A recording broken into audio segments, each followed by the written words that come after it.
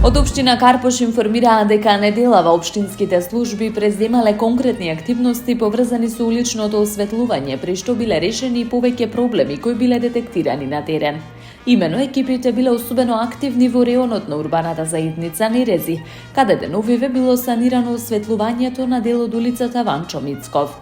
А службите го довеле во исправна состојба и осветлувањето до улиците Партизанска 3, 5 и 7.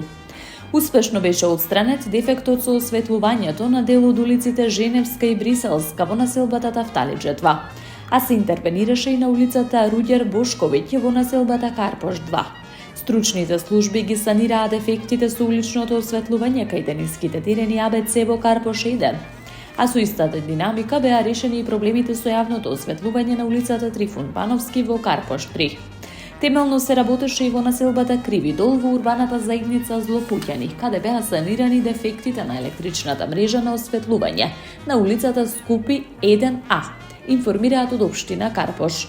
Оттаму посочуваат дека, бидејќи јавната чистота е еден од најважните приоритети на локалната самоуправа, оваа недела општина Карпош спровела тековна акција за расчистување на поголема дива депонија во населбата Бардовци, поточно на улицата Скупи 20.